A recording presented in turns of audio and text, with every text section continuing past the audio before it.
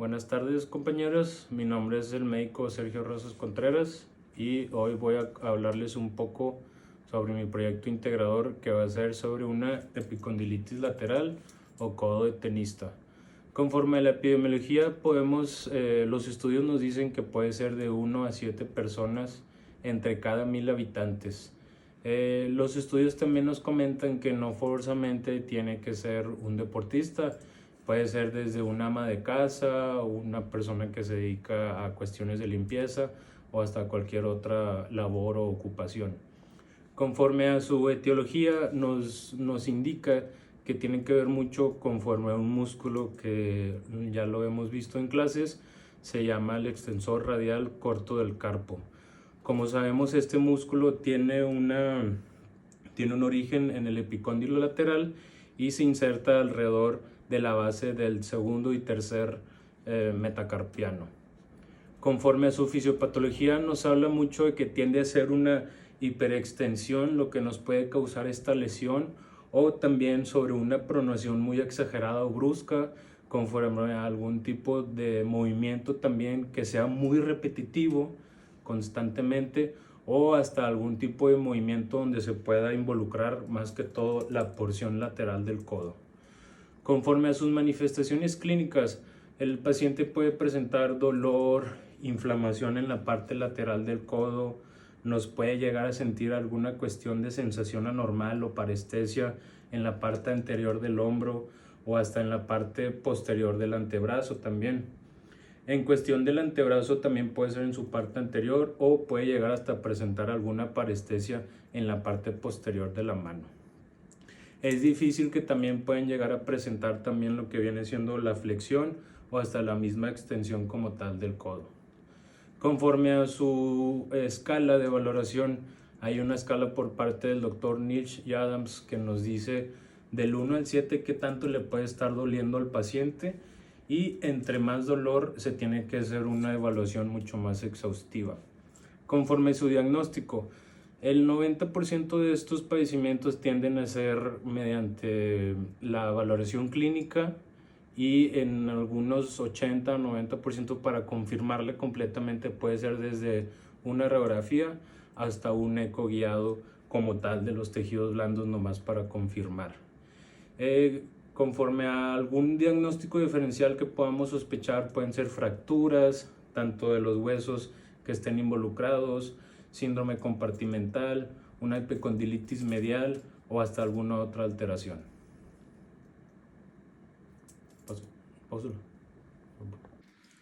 Bueno, para empezar con la exploración física de una epicondilitis lateral, tenemos que empezar con la inspección visual completa del brazo y hasta del antebrazo. Se busca que esté en hegemonía y que esté como a 90 grados para empezar la inspección. Se observa muy bien de una forma lateral que no haya algún tipo de abombamiento, inflamación o algún tipo de signo de edema, y de la cuestión medial también que no llegue a haber algún tipo de enrojecimiento o alguna cuestión que nos llame la atención. Tenemos que observar con mucha claridad el antebrazo y parte del antebrazo, parte de la mano y la muñeca. Para empezar nuestra palpación lo vamos a hacer por la cuestión medial, siempre tratando de observar ciertas estructuras musculares como los flexores de la muñeca. En una cuestión lateral tendremos el supinador largo y tendremos nuestro aquijonamiento de los extensores de la muñeca, que viene siendo en su mayoría esto. Y en una cuestión anterior tenemos la fosa cubital, que sabemos que por su parte medial tenemos a los flexores y de su parte lateral tenemos a los extensores de la muñeca y como tal también hasta los pronadores. En su cuestión posterior y medial, en esta parte aquí tenemos la escotadura por donde tiende a pasar el nervio mediano, y por su parte lateral también posterior el nervio radial. Muy importante, la mayoría de esta zona tiende a estar inervada por el nervio radial. Bueno, ahora vamos a checar los arcos de movilidad. En cuestión de forma activa, se le pide al paciente que haga ciertos movimientos y conforme a su cuestión en extensión del brazo y del codo, se le piden 135 grados, que en esta forma activa ya los tiene. Para checar su cuestión de flexión, se le pide a la paciente que ponga su codo en 90 grados, por favor, y que de aquí con la mano trate de tocar su hombro. Hazlo, por favor. Como podemos ver, el arco de movilidad en cuestión de flexión está intacto. Regresa a su posición de los 90 grados y para checar la supinación nos podemos dar cuenta que el arco de movilidad conforme a la supinación está intacto y se le pide al paciente que gire la muñeca para checar la pronación. Gire la muñeca, gracias, regrese completamente. Como podemos ver, tiene que regresar la mano completamente hacia arriba. Descanse la mano, por favor. Eso es en una cuestión activa. De forma pasiva, igual nosotros podemos ver que el codo se puede extender hasta más de casi 135 grados y para checar la flexión estabilizamos la articulación del codo y con la mano nosotros acercamos la mano hacia el hombro y tiene que tocar el hombro para que el arco esté intacto. Regresamos a esta posición, estabilizamos la muñeca y nosotros como tal hacemos una pronación y una supinación en una cuestión pasiva para checar. Listo.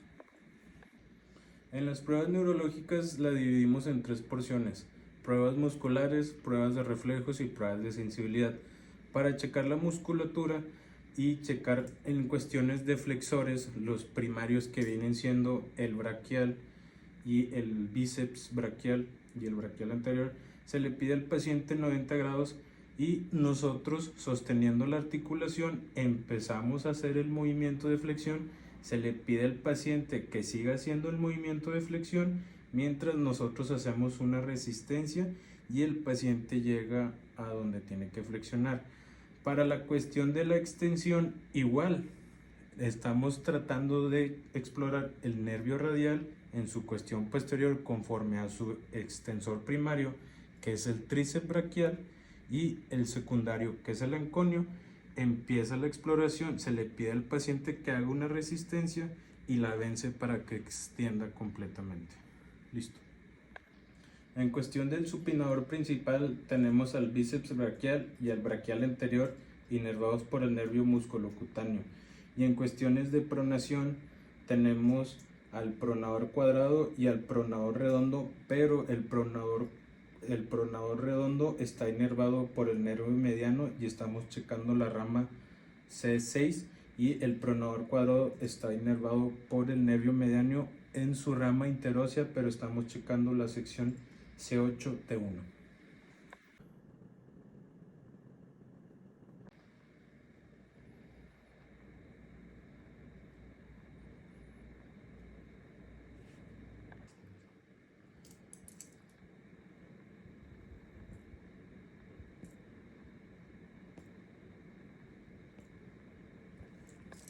Después de hacer los exámenes de reflejos o pruebas de reflejos, tenemos que hacer unas pruebas de sensibilidad. Normalmente se le va a pedir al paciente que esté con los ojos cerrados y se le va a estimular para hacer una sensibilidad y que nos diga si lo siente o no. Para empezar, la porción lateral del brazo está inervado por el nervio axilar. La porción lateral del antebrazo está inervado por el nervio musculocutáneo. La porción medial del antebrazo está inervado por el nervio braquial cutáneo interno. Y la porción medial del brazo es una rama accesoria del nervio braquial interno también. Listo. Las últimas pruebas para el diagnóstico de una epicondilitis lateral tenemos las primeras tres pruebas. La primera es el test de Thompson. Se le pide al paciente que tenga el hombro en 60 grados, el codo extendido, que esté la muñeca en una pronación y que esté extendida la muñeca, y nosotros al hacer presión sobre los primeros dos metacarpianos, la paciente presenta dolor. El siguiente test, que es el test de la silla para una epicondilitis lateral, el hombro puede estar neutro, se le pide que el codo esté extendido, la muñeca extendida y se le pide al paciente que trate de cargar la silla.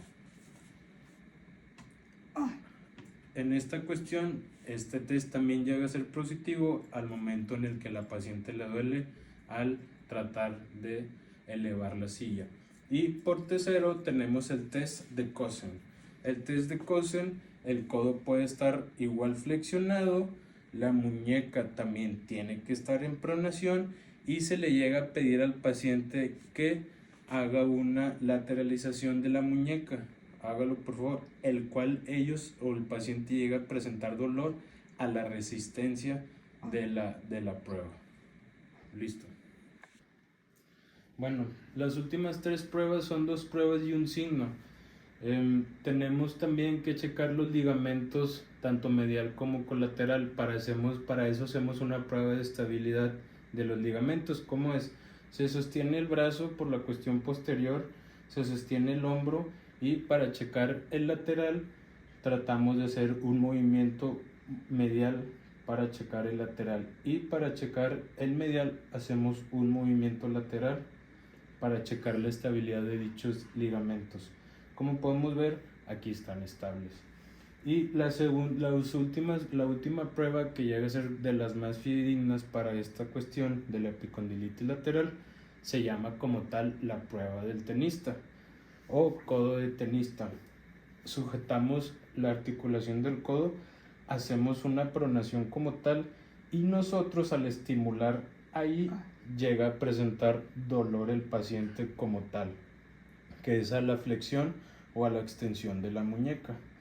Como último tenemos un signo de Tinel. Tenemos que nosotros en la parte medial posterior del codo estimular el nervio cubital en dado caso que haya un neuroma y en esto más que todo para checar que haya estimulación como tal del nervio cubital. Esto sería todo.